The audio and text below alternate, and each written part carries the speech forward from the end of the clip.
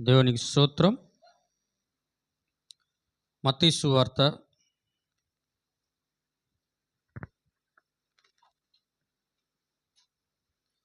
11వ అధ్యాయము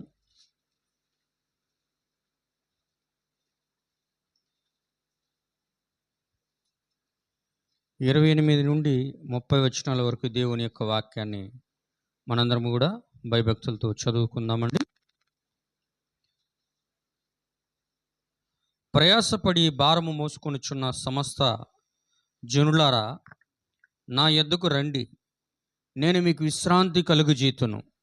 నేను సాత్వికుడును దీన మనస్సు గలవాడును గనుక మీ మీద నా కాడి ఎత్తుకొని నా యొద్ద నేర్చుకొనుడి, అప్పుడు మీ ప్రాణములకు విశ్రాంతి దొరుకును. ఏలైనగా నా కాడి సులువుగాను నా భారము తేలికగాను ఉన్నది.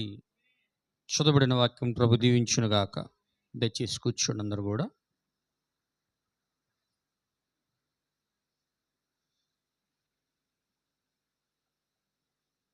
దేవుని యొక్క అతి పరిశుద్ధ నామానికి మహిమ కలుగునుగాక.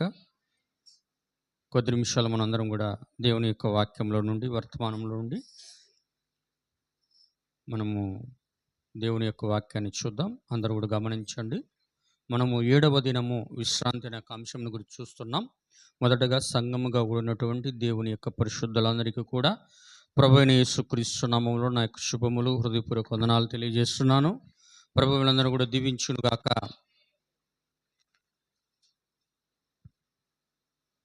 7వ దినము విశ్రాంతి అనే అంశంలో మనము రెండు వారములు చూసాము. ఇది 3వ వారంగా మీరు కానీ దేవుని యొక్క వాక్యాన్ని జాగ్రత్తగా గమనించినట్లయితే, దేవుడు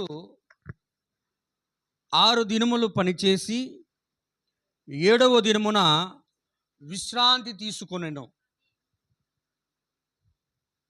7వ దినమును దేవుడు ఆశీర్వదించి ఆ దినమును పరిశుద్ధపరచెను అని దేవుని యొక్క వాక్యం అంటా ఉన్నది. అందుకు దేవుడు దానికి సాదృశ్యంగా ఈ యొక్క లోకంలో 6 దినములు మనిషి యొక్క దినములుగా ఉన్నాయి. 7వ దినము దేవుని యొక్క దినముగా దేవుడు ఎంచుచూ ఉన్నాడు. హల్లెలూయా. కాబట్టి మీరు జాగ్రత్తగా గమనించినట్లయితే, దేవుడు మొదటగా ఈ యొక్క సృష్టిని సంవత్సరము కూడా కలిగించిన తర్వాత 7వ దినమున దేవుడు ఆదాము యొక్క హృదయములో ఆయన విశ్రాంతి తీసుకున్నాడు.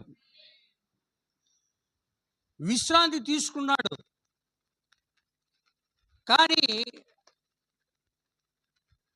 ఒక దినము దేవుని దృష్టిలో 1000 దినముల వలన 1000 దినములు ఒక దినము వలన ఉన్నవి అనే దేవుని యొక్క వాక్యం అంటా ఉంది. హల్లెలూయా. కాబట్టి 1000 సంవత్సరములు కాకముందే చూడండి, 1 పేతురు రాసిన పత్రిక అనుకుంటా, ఇక్కడ రాయబడి ఉంటుంది, ఒక దినమును దేవుడు 8 దినములతో పోలుస్తున్నాడు అంటే ఏమండి?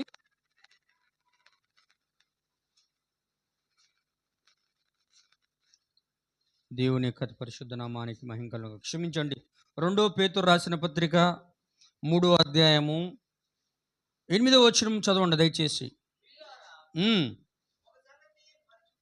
అవును, ఏమనగా ప్రభువు దృష్టికి ఒక దినము 1000 సంవత్సరముల వలెను, 1000 సంవత్సరములు ఒక దినం వలె ఉన్నవి. దేవుని దృష్టికి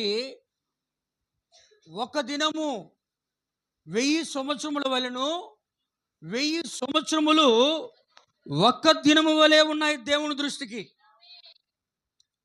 ఆయన 6 దినములలో సృష్టి కలిగించిన తర్వాత 7వ దినము 1000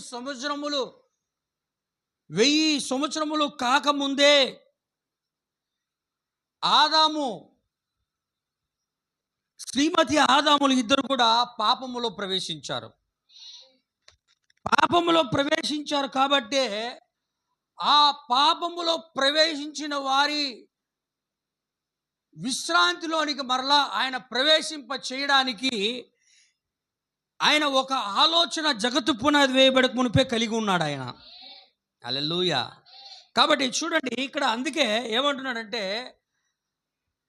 6 దినములు పనిచేసి 7వ దినమున విశ్రాంతి తీసుకున్నాడు. 7వ దినము పరిశుద్ధపరిచాడు. 7వ దినమున ఆశీర్వదించాడు. కానీ మొదటిగా ఆయన ఆదాములో విశ్రాంతి తీసుకున్నాడు. కానీ నోవాహు కాలం వచ్చేసరికి ఆ విశ్రాంతిని గురించి ఎక్కడ ప్రస్తావం మనకు కనపడదు. హల్లెలూయా.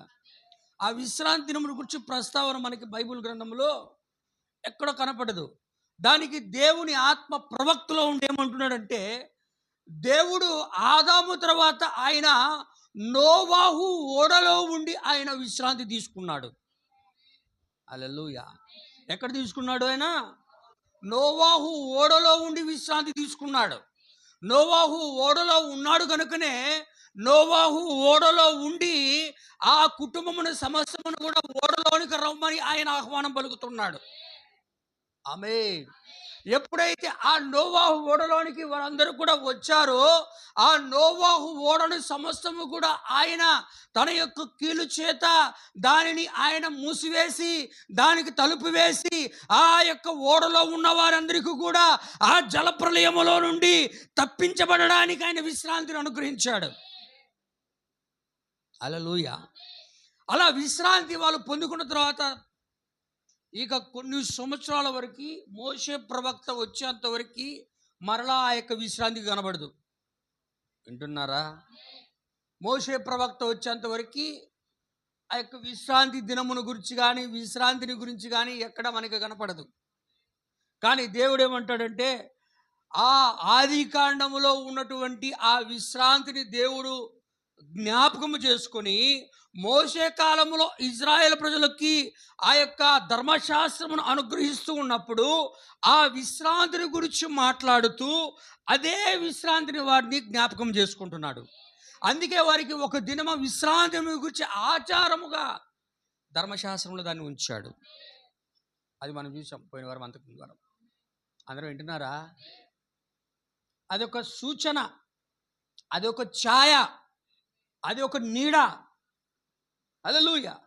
అవన్నీ కూడా ఛాయలలో నీడలలో ఉన్నటువంటి క్రీస్తులో ఉన్నటువంటి ఒక ఛాయలై ఉన్నాయి. హల్లెలూయా. అందరికి అర్థమైందా?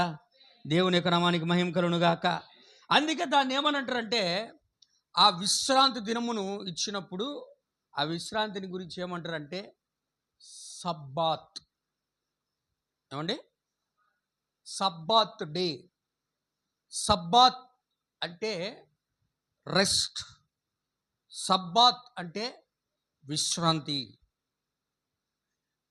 దేవుడు ఏ విధంగా 6 దినములు పనిచేసి 7వ దినమున విశ్రాంతి తీసుకున్నాడో, పరిశుద్ధంగా ఉన్నాడో, పరిశుద్ధముగా ఆ దినమును ఆశీర్వదించాడో, అలాగే ఇజ్రాయేల్ ప్రజలందరూ కూడా 6 దినములు పనిచేసి 7వ దినమున సబ్బాతు దినముగా, విశ్రాంతి దినముగా, పరిశుద్ధమైన దినముగా, పరిశుద్ధమైన సంఘముగా, పరిశుద్ధమైన సమాజముగా దేవుని ఎదుటికి వారందరూ కూడా హాజరు కావాలి.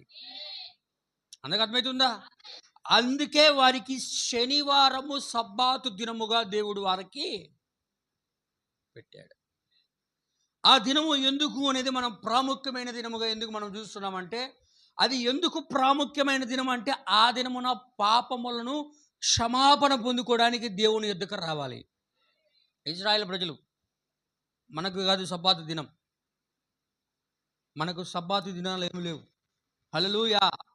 మనకు విశ్రాంతి దినాలు ఏమీ కూడా లేవు.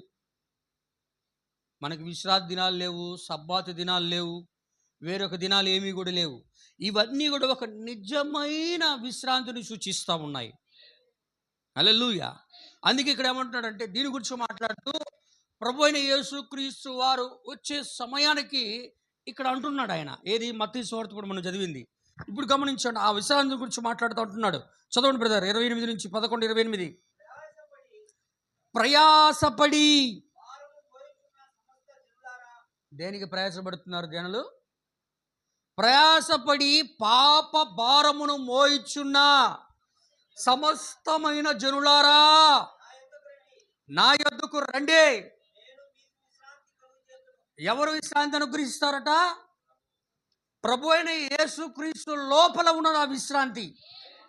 ఆమేన్. ప్రభు అయిన యేసుక్రీస్తులో ఉన్నది కనుక ఆయన అంటున్నాడు, నేను మీకు విశ్రాంతిని అనుగ్రహిస్తాను. సమస్త పాప భారములు మోస్తున్న వారికి ఎప్పుడైతే ప్రభు అయిన యేసుక్రీస్తు వారి యొద్దకు వస్తారో, ఎప్పుడైతే తమ పాపములను విడిచిపెడతారో, ఎప్పుడైతే తమ పాపములకు విముక్తి కలిగించుకుంటారో, ఎప్పుడైతే విశ్రాంతి పొందుకుంటారంటే వారికి పాప క్షమాపణ పొందుకున్నప్పుడు, ఎప్పుడైతే వారు పాపక్షమాపణ పొందుకొని మారు మనసు పొంది యేసుక్రీస్తును నమ్ముకొని యేసుక్రీస్తు నామములో బాప్తిసం ఎప్పుడైతే తీసుకుంటారో, ఆ పరిశుద్ధాత్మ వరముగా వాగ్దానముగా ప్రభువైన యేసుక్రీస్తు వారు వారి లోకంలో వచ్చిన వారి ఆ సమస్త పాప భారం మోయించిన వాళ్ళందరిలోకి ఆయన వచ్చినప్పుడు, పాపాన్ని విడిచిపెట్టినప్పుడు వారి యొక్క ప్రాణములకు విశ్రాంతి కలుగుతుంది. దేనికి విశ్రాంతి? సమస్త పాప భారములు మోయించిన వారులారా నా యొద్దకు రండి, నేను మీకు విశ్రాంతి కలుగు చేస్తానని కింద అంటున్నాడు. 29వ వచనం. దేనికి విశ్రాంతి సార్? శరీరాలకు కాదు అయ్యా, శరీరాలకు కాదు, మీ ప్రాణములకు విశ్రాంతి దొరుకును. చదవండి. నా కాడి, ఆయన దగ్గర కాడి ఉందా? ప్రభువైన యేసుక్రీస్తు వారి దగ్గర కాడి భారం ఉందట. యేసుక్రీస్తు వారి దగ్గర కాడి ఉంది. కాడి అంటే బరువు. హల్లెలూయా, హల్లెలూయా. అందుకు అర్థమవుతుందా? 7 సిలువలు ఉన్నాయన్నాడు ప్రవక్త. 7 సిలువలు. సిలువ అంటే ఏంటంటే శ్రమ. సిలువ అంటే ఏంది చెప్పాలా? మీరు స్పందించాలా? సిలువ అంటే ప్రతి చర్చి పైన మనం చూస్తే మన చుట్టూ ఉన్నటువంటి డినామినేషన్ సహోదరుల యొక్క చర్చిల పైన సిలువలు ఉంటాయి. హల్లెలూయా. అది ఎప్పుడు నుండి వచ్చింది తెలుసా? అది ప్రభు అయిన యేసుక్రీస్తు వారు ఎప్పుడైతే కల్వరి సిలువలో ఆయన రక్తము కార్చాడో, చనిపోయాడో, అప్పుడు నుండి ఫేమస్ అయిపోయింది అది. అంతకుముందు సిలువ గుర్తు లేదా అంటే సిలువ గుర్తుంది. ధర్మశాస్త్రంలో రాయబడలేదా? మ్రాను మీద వేలాడిన ప్రతి వాడు అని ఉందా లేదా? హల్లెలూయా. మాను మీద వేలాడిన ప్రతివాడు. అంతకుముందు రోమ ప్రభుత్వం లేదా అంటే ఉన్నది. అనిల రోము ఉన్నది. అనిల రోము యొక్క క్రూరమైన శిక్ష, ఘోరమైన శిక్ష ఏంటంటే సిలువ వేయడం. ఆమె మన దేశం యొక్క చట్టం యొక్క పీనల్ కోడ్ చట్టాల ప్రకారం శిక్షలు ఏంటంటే ఉరిదీయడం. కొన్ని దేశాల్లో కరెంటు షాక్ ఇచ్చి చంపేయడం. ఇక కొన్ని దేశాల్లో తుపాకీలతో కాల్చడం. మరి కొన్ని దేశాల్లో మెర్సీ కిల్లింగ్ అంటారు, పాయిజన్ ఇచ్చి చంపేయడం, లేకపోతే ఇంజెక్షన్స్ ఇచ్చి చంపేయడం. హల్లెలూయా. ఇంకా కొన్ని దేశాల్లో రకరకాల చట్టాలు ప్రతి దేశాన్ని కలిగి ఉంటాయి. అలాగే రోమ ప్రభుత్వం కూడా ఒక చట్టాన్ని కలిగి ఉంది. హల్లెలూయా. ఎవరైనా తప్పు చేస్తే రోమిలు వేసే కఠినమైన ఘోరమైన శిక్ష ఏమిటంటే, ఒకటి తీసుకుని వెళ్ళి ఎవ్వరూ లేని జంతువులు మాత్రమే తిరుగుతూ ఉన్నటువంటి సముద్రం మధ్యలో ఉన్నటువంటి ఒక ద్వీపంలో ఇసిరేస్తారు. మనకు అర్థమైందా? ఎక్కడ ఇసిరేస్తారు? ద్వీపములో ఒక కర్మాగారం, ఒక జైలు తయారు చేసి ఆ జైల్లో వేస్తారు. అందుకే పద్మాసు ద్వీపములో నేను పరవాసునై ఉండగా ఈ యొక్క పుస్తకమును రాసిస్తేనే ప్రకటన గ్రంథం గురించి మాట్లాడతారు. ఎవరు? యోహాను గారు. హల్లెలూయా. ఎక్కడున్నాడు ఆయన అంటే ఒక ద్వీపంలో ఉన్నాడు. ఆయన ఎందుకు వేశారంటే యేసు ప్రభువుని గురించి సాక్ష్యం ఇచ్చినందుకు. ఆయన ఎక్కడ వేయబడ్డాడురా అంటే పద్మాసు ద్వీపంలో వేయబడ్డాడు. దాని తర్వాత ఇంకా కఠినంగా శిక్షించాలంటే క్రూరమైన శిక్ష ఏంటంటే సిలువ మ్రాను మీద సిలువ వేసి అతడు బ్రతికుండగా అలాగే సిలువ వేసేసి అలాగే విడిచిపెట్టేస్తారు. వింటున్నారా? సాయంత్రం వరకు చూస్తారు అనమాట. సాయంత్రం లోపల చనిపోలేదనుకో మోకాళ్ళు విరగ్గొట్టి చంపుతారు. అప్పటికి చావలేదనుకో, హల్లెలూయా, అప్పటికి చావలేదనుకో ఏం చేస్తారు తెలుసా? అలాగే విడిచిపెడితే అతడు ప్రాణం బ్రతికుండగానే ఏదో ఒక పక్షులు అతన్ని పొడుచుకొని తిని అతడి యొక్క మాంసమును తింటాయి. ఆ తర్వాత అతడి యొక్క మాంసం అంతా అయిపోయినాక ఆ యొక్క అస్థిపంజరం అంతా కూడా శిలువ మీద వేలబడేటట్టుకు వదిలేస్తారు అట్లే. కానీ ప్రభువును ఆ విధంగా విడిచిపెట్టలేదు. వింటున్నారా? ఎందుకు విడిచిపెట్టలేదు అంటే దేవుని యొక్క ప్రవచనాన్ని బట్టి. సాయంత్రం లోపల ఆయన్ని దించేయాల. హల్లెలూయా, దేవుని యొక్క నామానికి మహిమ కలుగును గాక. అటువంటి క్రూరమైన శిక్ష అప్పుడు ఉన్నది కాబట్టి యేసు ప్రభు వారు సిలువ వేయబడినప్పుడు నుండి ప్రపంచవ్యాప్తముగా సిలువ అనబడేది ప్రఖ్యాతిగాంచింది. హల్లెలూయా. అందుకే ఇక్కడ ఏమన్నాడు? 7 సిలువలు ఉన్నాయి. మొదటి 3 సిలువలు ఏమిటంటే, ఒకటి ఆ యొక్క కల్వరి సిలువలో 3 సిలువలు ఉన్నాయి. ఒకటి కుడివైపున ఉన్న దొంగ, రెండోది ఎడమ వైపున ఉన్న దొంగ, మధ్యలో ఉన్నది ప్రభువైన యేసుక్రీస్తు. హల్లెలూయా. ఇక 4వ సిలువ ఆ యొక్క కల్వరి పర్వతం యొక్క కింద ఉన్నది. అది ఏమిటంటే ఇస్కరియోతు యూదా వేసుకున్నటువంటి సిలువ. హల్లెలూయా, దేవుని యొక్క నామానికి మహిమ కలుగును గాక. ఇప్పుడు 5వ సిలువ ఏంటంటే మనమై ఉన్నాం. సిలువ అంటే శ్రమ అనేది గుర్తుపెట్టుకోవాలా. ఎవడైనా నన్ను వెంబడించగోరిన ఎడలా నా సిలువను ఎత్తుకొని నన్ను మీరు చెప్పండి వెంబడించాలా?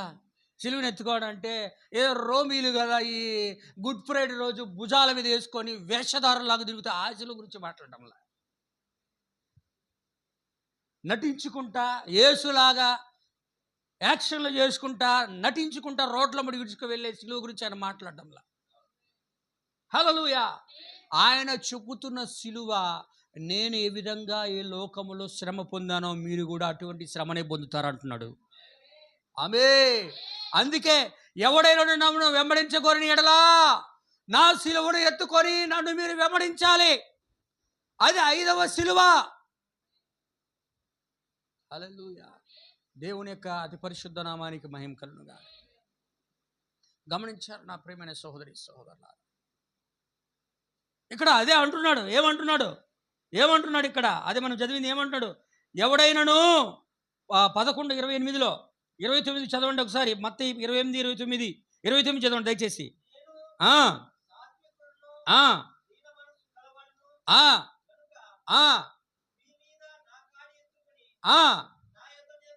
అవును, అప్పుడు మీ ప్రాణములకు విశ్రాంతి దొరుకును.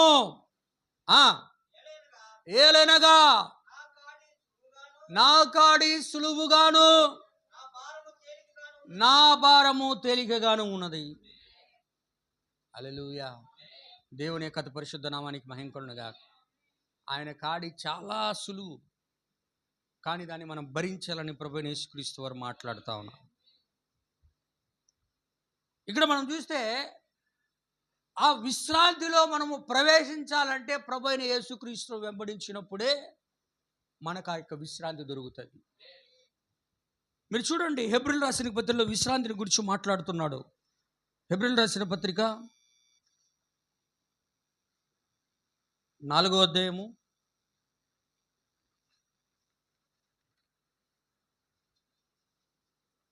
1వ వచనం చదవండి. ఎవరి యొక్క విశ్రాంతి? అది దేవుని యొక్క విశ్రాంతిలో ప్రవేశించుదుము అను వాగ్దానము ఇంకా మనకు నిలిచి ఉండగా, మీలో ఎవడైనను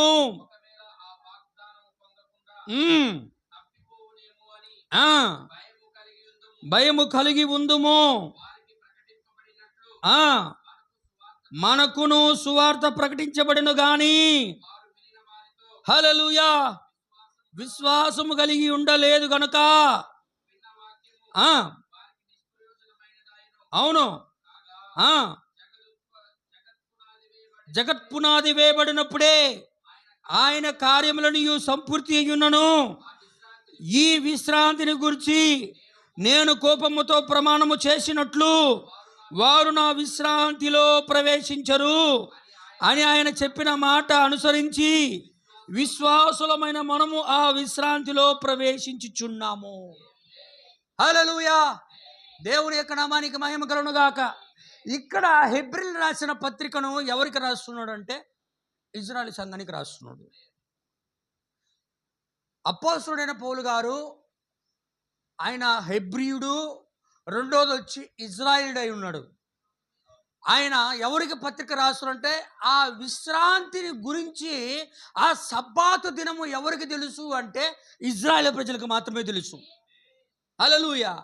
ఆ విశ్రాంతిని గురించి, ఆ విశ్రాంతి దినము గురించి, ఆ సబ్బాతు డే గురించి ఎవరికి తెలుసు అంటే ఇజ్రాయేల్ ప్రజలకు మాత్రమే తెలుసు.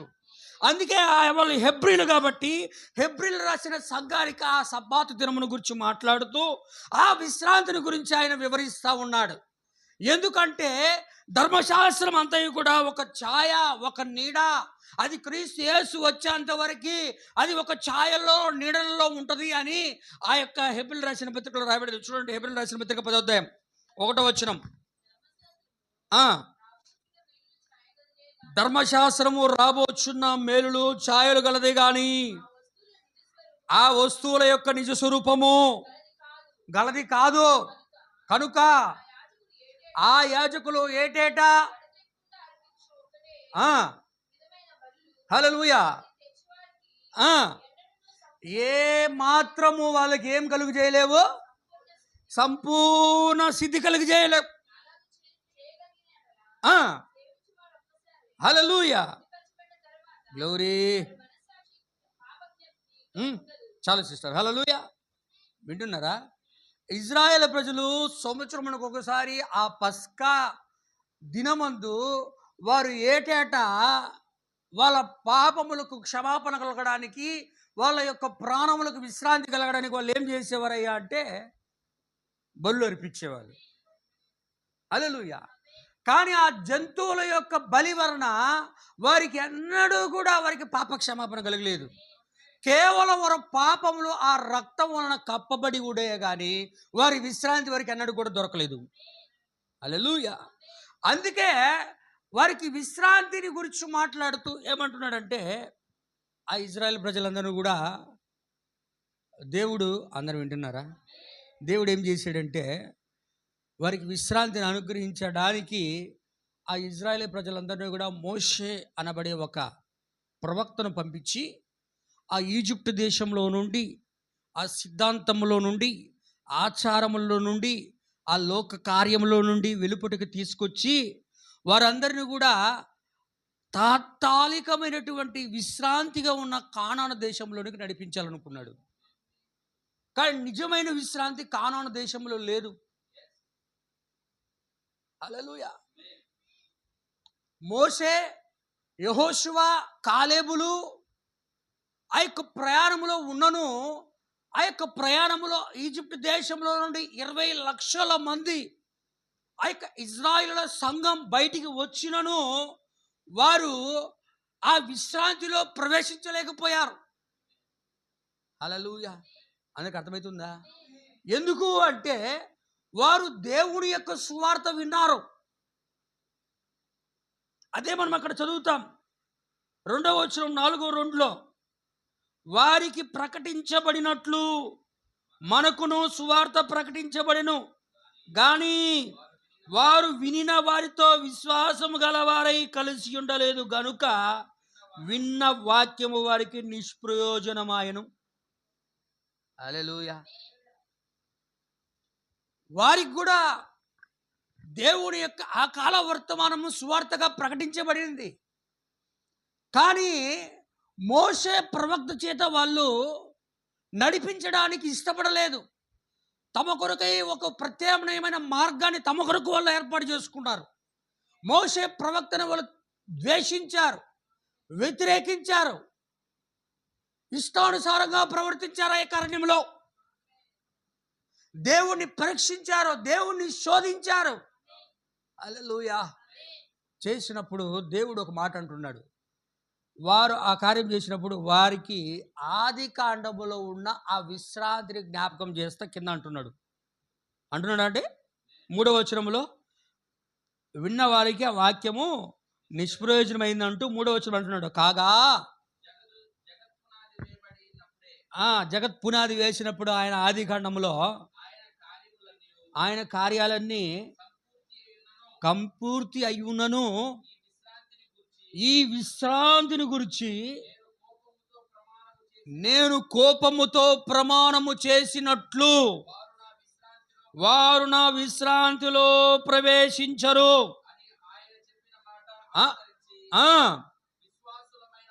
హల్లెలూయా. అవును, కింద చదవండి. ఇక్కడ 7వ దినమందు తన కార్యములను ముగించి విశ్రమించెను. అది 7వ దినమును గురించి ఆయన ఒక చోట చెప్పి ఉన్నాడు.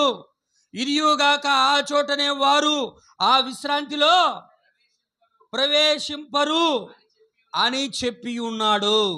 హల్లెలూయా. ఎందుకు ప్రవేశించరు? ఇశ్రాయేలు ప్రజలు ఎందుకు విశ్రాంతిలో ప్రవేశించరు? ఆయన మాట్లాడుతున్న విశ్రాంతి యెహోషువ పంచిస్తున్నటువంటి ఆ కానాను దేశం గురించి ఆయన మాట్లాడుతున్నాడా? ఏమండి, ఆ విశ్రాంతిని గురించి ఆయన మాట్లాడడం లేదు. ఆయన మాట్లాడుతున్నది దేవుని యొక్క రాజ్యములకు ప్రవేశించి విశ్రాంతిని గురించి మాట్లాడుతున్నాడు. హల్లెలూయా. 6వ వచనం చదువు. ప్రవేశించరు అన్నాడు కింద అని చెప్పి ఉన్నాడు. 6వ వచనంలో కాగా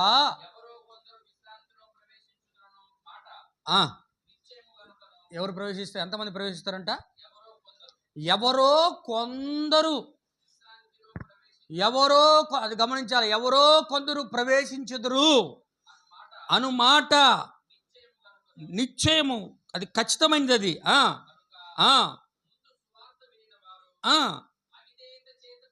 అది అవిధేయత చేత ప్రవేశించలేదు గనుకను నేడు మీరు ఆయన మాట వినని ఎడలా మీ హృదయములు కఠినపరచుకొనకుడి. హల్లెలూయా. దావీదు గ్రంథములో నేడు అనబడే ఒక దినమును నిర్ణయించుచున్నాడు. యెహోషువ వారికి కానాను దేశములో విశ్రాంతి కలుగజేసి ఉంటే ఆ తరువాత మరొక దినము నేడు అనబడే దినమును గురించి దావీదు చెప్పకపోవును.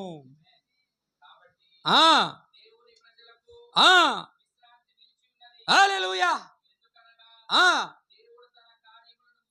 దేవుడు తన కార్యములు ముగించి విశ్రమించిన ప్రకారము ఆయన యొక్క విశ్రాంతిలో ప్రవేశించిన వాడు కూడా తన కార్యములు ముగించి విశ్రమించును.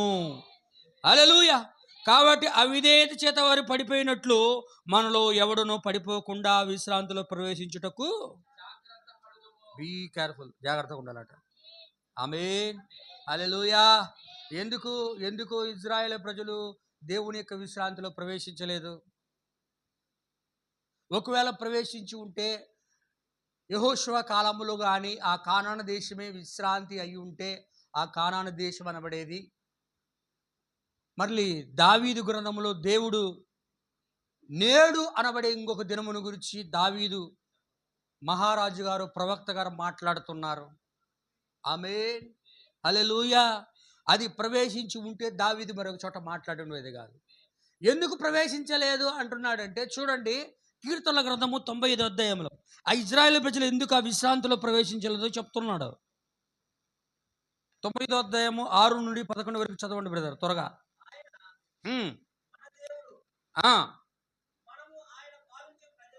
ఇశ్రాయేలు సంఘముతోటి రాజు ప్రవక్తగా ఉన్నటువంటి దావీదు గారు ఏమని మాట్లాడుతున్నాడంటే ఆయన మన దేవుడు, మనము దేవుడు పరిపాలించి ఆయన ప్రజలము, ఆయన మేపే గొర్రెలం మనము. రండి దేవునికి పూజ చేద్దాము, నమస్కారం చేద్దాం కదా, పూజ చేద్దాము రండి, ఆరాధన చేద్దాం, వర్షిప్ చేద్దాం రండి. ఆ చదవండి. ఆ ఆ ప్రార్థన చేద్దాం. నేడు మీరు ఆయన దేవుని యొక్క మాటను అంగీకరించిన ఎడలా ఎంత మేలు. అరణ్యములో గమనించండి, ఎందుకు ప్రవేశించలేదో ఇజ్రాయెల్ ప్రజల గురించి మాట్లాడుతున్నాడు. అరణ్యములో మెరీబా జలముల దగ్గర మీరు మీ హృదయములు కఠినపరుచుకున్నట్లు మస్సాదిన మందు మీ హృదయాలు కఠినపరచుకొనబాకండి. మీ పితరులు, మీకు ముందున్న మీ తల్లిదండ్రులందరూ కూడా నన్ను పరీక్షించి శోధించి నా కార్యములు చూచారు. 40 సంవత్సరాల కాలము ఆ తరమ వారి వలన నేను విసిగిపోయా. నేను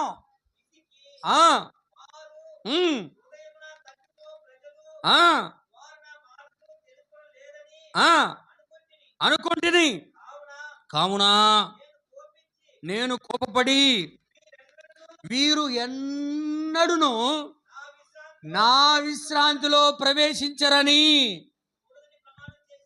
ఏం చేశాడైనా ప్రామిస్ చేశాడట దేవుడు. ఎవరి గురించి? అరణ్యంలో తప్పిపోయి శోధించి పరీక్షించిన ప్రజల గురించి. ఆయన ఎవరితో మాట్లాడుతున్నట్టు? ఇంకొక తరం ప్రజలతో మాట్లాడుతున్నాడు. వింటున్నారా? 40 సంవత్సరాలు దేవుణ్ణి పరీక్షించి శోధించిన ప్రజలు చేసిన తప్పిదమును గురించి వారు విశ్రాంతిలో ప్రవేశించలేదని. హల్లెలూయా.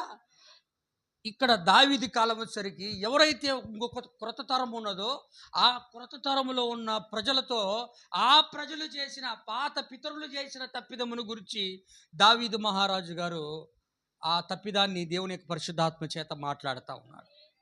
వారు ప్రవేశించరన్నాడు. వాళ్ళెవరు కూడా ప్రవేశించకుండా అరణ్యములు వాళ్ళందరూ కూడా శవములై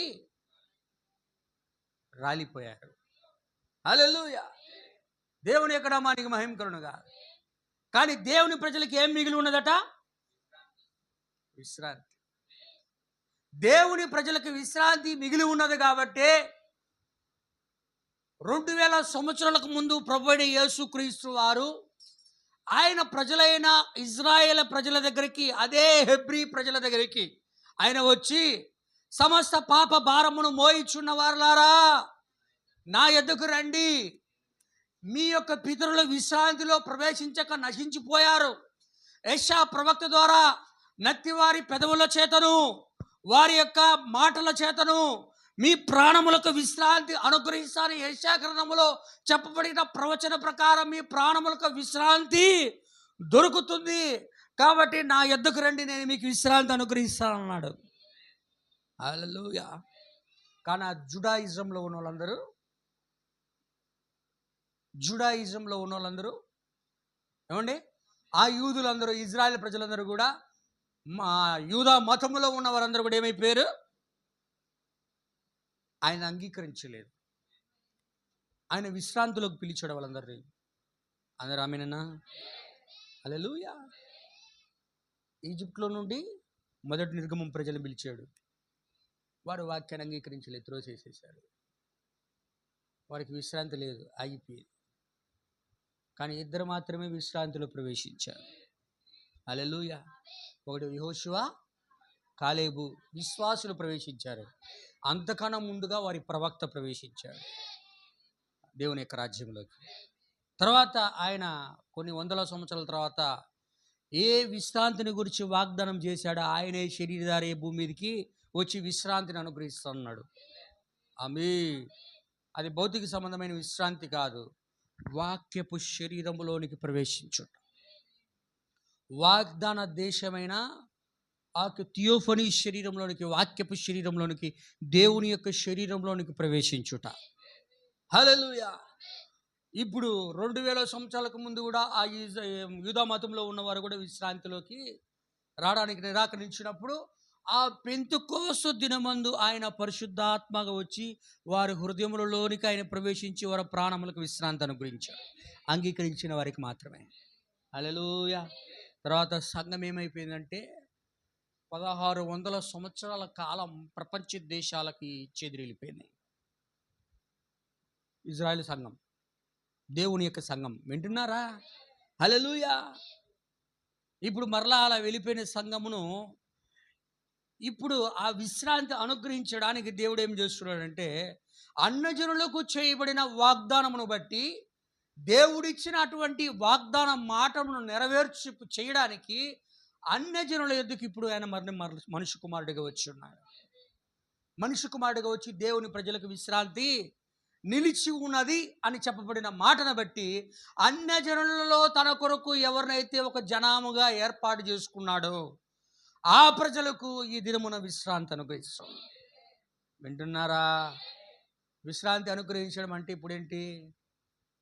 విశ్రాంతి అనుగ్రహించడం అంటే ఇప్పుడేమిటి? హల్లెలూయా. ఇప్పుడు కూడా ఏం చేయాలంటే ఆ సువార్త, మొదటి రాకడలో సువార్త ఏంది సార్? యేసుక్రీస్తు మన పాపముల కొరకు పరలోకం నుండి మనిషి కుమారుడిగా వచ్చాడు. మన కొరకై ఆయన కల్వరి శిలువలో చనిపోయాడు. మన కొరకై ఆయన పునరుద్ధరణుడై రూపాంతరపరచబడి మరలా పరలోకమునకు ఆరోహణమయ్యాడు. ఆయన మరలా వస్తాడు అనేది సువార్త, మొదటి రాకడ. హల్లెలూయా. ఇప్పుడు రెండవ రాకడలో మనకి ఇప్పుడైన వర్తమానం ఏమిటి అంటే, ఏమండి? ఇప్పుడు మనకి ఇప్పుడైన వర్తమానం ఏంటంటే, ఇప్పుడు మనిషి కుమారుడుగా ఆయన వచ్చాడు. ఏదైతే తీసుకొస్తానని చెప్పాడో దాన్ని తీసుకుని వచ్చాడు. అది మనకు 2 అడుగుల దూరంలో ఉన్నది అనేది మనకి విషయం. మనకు 2 అడుగుల దూరంలో ఉన్నది. అది వాక్యమును వింటున్న ప్రతి ఒక్క విశ్వాసి అతడు పుల్పీటి మీద నుంచి చెప్తున్నటువంటి ఆ యొక్క వర్తమానికుడి నుండి నువ్వు వినడం లేదు, కానీ నీ పక్కన ఉన్న నీ యొక్క థియోఫనీ శరీరంలో నుండి వింటున్నావు. హల్లెలూయా. దేవుని యొక్క నామానికి మహిమ కలుగును గాక. ఇప్పుడు ఏదైతే వ్యక్తి ఉన్నాడో ఆ యొక్క విశ్రాంతిలో ప్రవేశించడానికి ఆ వ్యక్తి పాపక్షమాపణ పొందుకొని మారు మనసు పొంది యేసుక్రీస్తు నామమున బాప్తిసం పొందుకొని ప్రార్థించినప్పుడు దేవుడు ఏం చేస్తాడంటే ఆ యొక్క వ్యక్తికి పరిశుద్ధాత్మను వరముగా అనుగ్రహిస్తాడు. హల్లెలూయా. అన్నాడు, ఈ వరము మీకు, మీ పిల్లలకి, మీ దూరస్తులందరికీ చెందుతుంది. యూదులకు మాత్రమే చెందుతుంది, సమరయులకు మాత్రమే చెందుతుందిలా, మీ దూరస్తులందరికీ చెందుతుంది. దేవుడు తన యొద్దకు పిలిచిన ప్రతి వారికి ఈ వరం అన్నాడు. ఆయన అనడలేదు 2:38 అపోస్తల కార్యములు. హల్లెలూయా. ఇప్పుడు ఆయన ఏం చేస్తున్నాడంటే ఆ యొక్క విశ్రాంతిలోనికి మనల్ని ప్రవేశింపజేయడానికి, సమస్త పాప భారములు మోయిచున్న వారలారా నా యొద్దకు రండి, నేను మీకు ఇప్పుడు శరీరాలకు కాదు విశ్రాంతి, మన ప్రాణములకు విశ్రాంతి. మొదటి రాకడ ఆత్మ విమోచించబడినది. రెండవ రాకడ శరీరము, ఆత్మ, ప్రాణము ఇవి సమస్తము కూడా ఈ యొక్క లోకములో నుండి విమోచించబడి రూపాంతరపరచబడి ఎత్తబాటులోకి వెళ్తాయి. హల్లెలూయా. దేవుని యొక్క నామానికి మహిమ కలుగును గాక. అందుకే చదవండి, ఒక మాట చదివిస్తాను నేను. అందుకే ఏమంటాడు, మనం ఎప్పటి వరకు మనం రక్షించబడ్డాం అంటున్నాడు పౌలు గారు. చూడండి, ఎఫెసీయులకు రాసిన పత్రిక 4:30 దేవుని యొక్క పరిశుద్ధాత్మను దుఃఖపరచుకుడి, విమోచన దినము వరకు ఆయన యందు మీరు ముద్రించబడి ఉన్నారు. హల్లెలూయా. ఎవరు యందు ముద్రించబడి ఉన్నారు? ప్రభు అయిన యేసుక్రీస్తు యందు మీరు ముద్రించబడి ఉన్నారు. మీరు ఎలా ముద్రించబడతారు, ఎలా అవుతారు అంటే, ప్రకటన గ్రంథంలో ఒక మాట ఉన్నది, విశ్రాంతిని గురించి మాట్లాడుతూ. చదవండి, ఆ మాట కూడా బాగుంటుంది అనుకుంటా. ప్రకటన గ్రంథం 14:13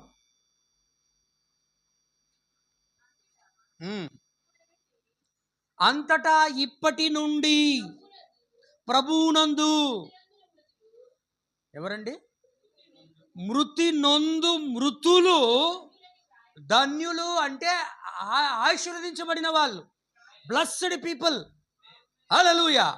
ఇప్పటి నుండి క్రీస్తు యేసునందు మృతులు ధన్యులు అను రాయము యోహాను. హల్లెలూయా. దేవుడు మాట్లాడుతున్నాడు యోహాను తోటి. వారు తమ ప్రయాసములు మాని విశ్రాంతి పొందుదురు. Praise the Lord. చాలండి. దేవుని యొక్క నామానికి మహిమ కలుగును గాక. ఎవరైతే ఎలా వారు క్రీస్తునందు విశ్రాంతి పొందుతారు చెప్పండి, చెప్పాలా? దేవుని యొక్క నామానికి మహిమ కలుగును గాక. ఇక్కడ ఏమన్నాడు? క్రీస్తు ప్రభు అయిన యేసు క్రీస్తునందు ఉండు మృతులు, క్షమించండి, ప్రభువునందు మృతులు ధన్యులను రాయము యోహాను. అవును, దేవుడు మాట్లాడుతున్నాడు. నిజమే. వారు తమ ప్రయాసములు మాని విశ్రాంతి పొందుదురు. వారి క్రియలు వారి వెంట, అంటే క్రీస్తునందు నిద్రించిన వారి క్రియలు వారి వెంట పోతాయి. వారు క్రీస్తులో నిద్రించినట్లయితే వారు ఏమవుతారట? ఆశీర్వదించబడిన వాళ్ళు. ధన్యులు అంటే ఆశీర్వదించబడ్డాం, బ్లెస్డ్ పీపుల్ అన్నమాట. హల్లెలూయా. ఎప్పుడు నుండి? ఇప్పటి నుండి అని మొదటి రాకడలో మాట్లాడుతున్నాడు. మొదటి రాకడలో రాసింది అన్నమాట అది. ఏమండి? ప్రభు అయిన యేసు క్రీస్తు వారు చనిపోయి తిరిగి లేచి పునరుద్ధరణై పరలోకానికి వెళ్ళి పరిశుద్ధాత్మ ఎప్పుడైతే సంఘం మీదకి వచ్చాడో అప్పుడు వాళ్ళందరూ కూడా రాశారు అది. అవునా? హల్లెలూయా. ఇప్పుడు క్రీస్తునందు వారందరూ కూడా ఏమవుతారంటే ఆశీర్వదించబడిన వాళ్ళు. కానీ క్రీస్తునందు ఉన్నటువంటి మృతులు ధన్యులు, కానీ వారి క్రియలు వారి వంటి వెళ్ళిపోతాయి. వారు తమ ప్రయాసములు మాని విశ్రాంతి పొందుతారని అక్కడ ఉంది.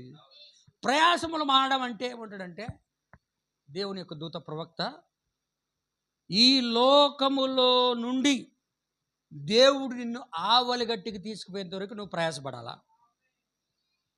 ఆ ప్రయాసములు ఏమిటంటే ఎన్నో శ్రమలు, కష్టాలు, బాధలు, ఇరుకులు, ఇబ్బందులు. వాటి దగ్గర నుండి నీకు విశ్రాంతి లేదు. వాటి నుండి నీకు విశ్రాంతి లేదు. హల్లెలూయా.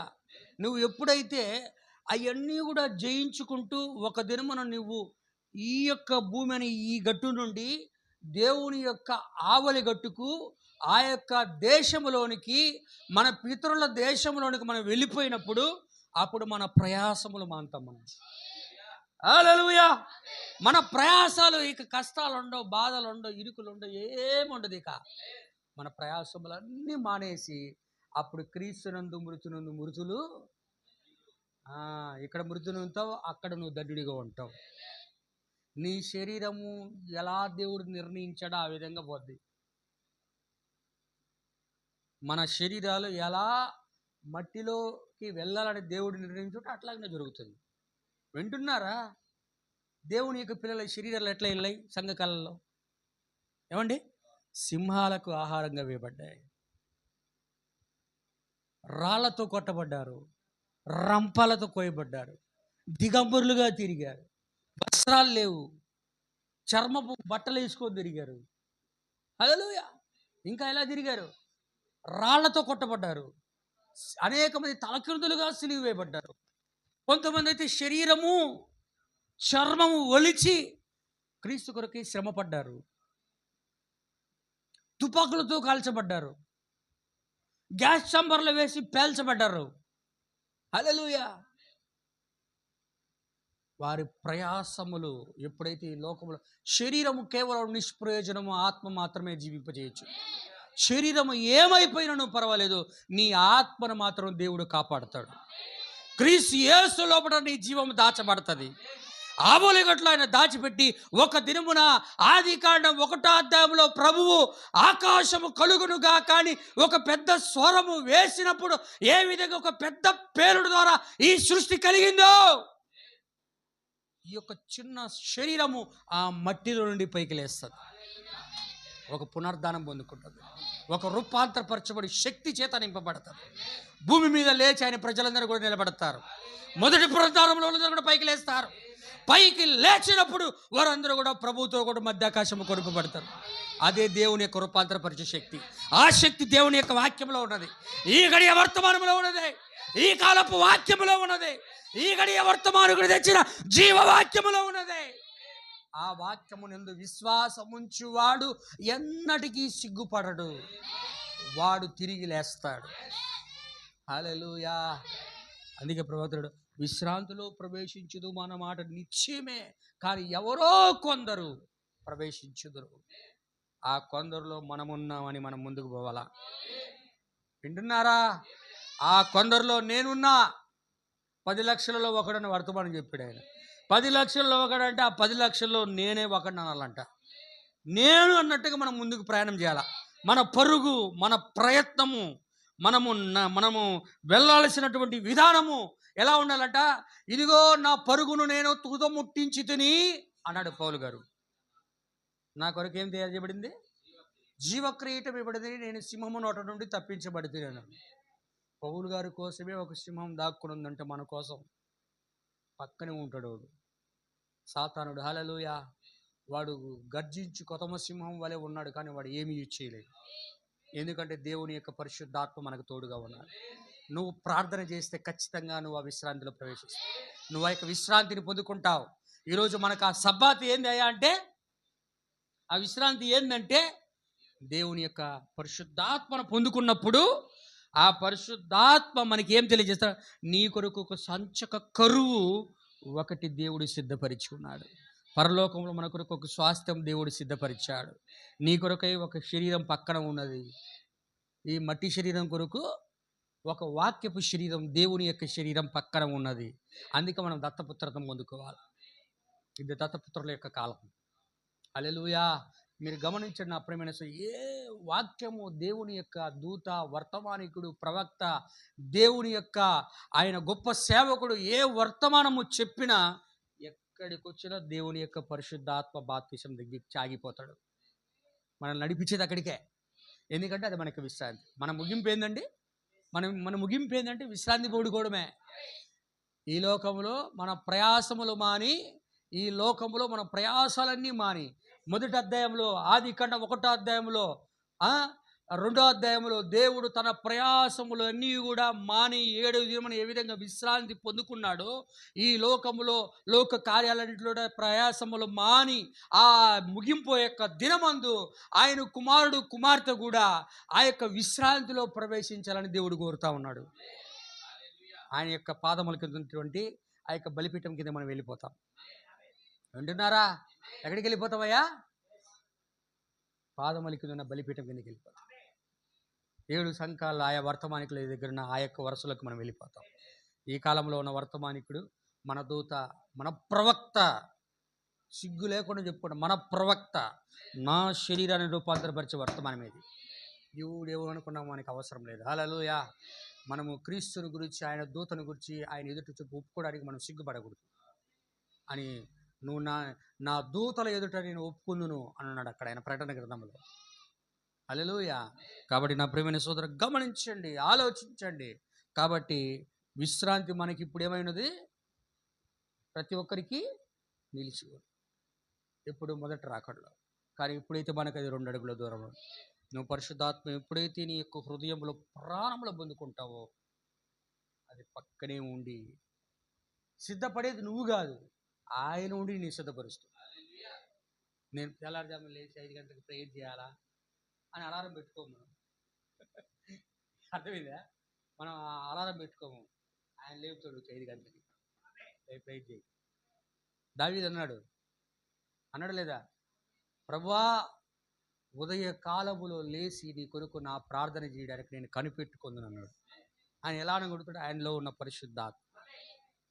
ఈ దినము కూడా మనం ఆ పరిశుద్ధాత్మను మనం కలిగి ఉన్నప్పుడు, ఆ యొక్క సంచకరువు మనం కలిగి ఉన్నప్పుడు, ఆయన వచ్చి పేతురుకి ఎలా పక్కదట్టాడు, మన ప్రవక్తను ఎలా పక్కదట్టాడు, లేకపోతే ఏదో ఒక శబ్దం ద్వారా మనల్ని ఆయన ఏం చేస్తాడంటే లేపి మనల్ని ప్రార్థన చేసేటట్లు చేస్తాడు. మనం ఈ యొక్క లోకంను విడిచిపెట్టి వెళ్ళిపోయేంతవరకు. కాబట్టి 7వ దినం ఏంటంటే మనకు 1000 ఏండ్ల పరిపాలన. ఇక్కడ ఉండదు మనకు విశ్రాంతి. 1000 ఏండ్ల పరిపాలనలో మనకి విశ్రాంతి. దేవునికి విశ్రాంతి, మనకు కూడా విశ్రాంతి. హల్లెలూయా. అందుకే ఏమంటాడంటే, మొదటి 1000 దినములు ఆదాము, శ్రీమతి ఆదాము ఇద్దరు కూడా 1000 సంవత్సరములు చేయకుండానే పాపం చేసి చనిపోయారు. కానీ ఈసారి ఆ 1000 దినములకు సాదృశ్యంగా 7వ దినములకు సాదృశ్యంగా దేవుడు ఏం చేయబోతున్నాడంటే, కడపటి ఆదాము, కడపటి హవ్వ 1000 ఏండ్లు విశ్రాంతి పొందుతూ ప్రపంచాన్ని ఏలబోతా ఉన్నారు. హల్లెలూయా. అదే 7వ దినమై ఉన్నది. ఆ 7వ దినమే 1000 ఏండ్ల పరిపాలన సాదృశ్యం. హల్లెలూయా. దేవుని యొక్క అతి పరిశుద్ధ నామానికి మహిమ కలుగును గాక. చెప్పబడిన చిన్న వర్తమానం ప్రభు దీవించి ఆశీర్వదించును గాక. ప్రభు మిమ్మల్ని అందరిని కూడా దీవించును గాక. ప్రార్థన చేసుకుందాం.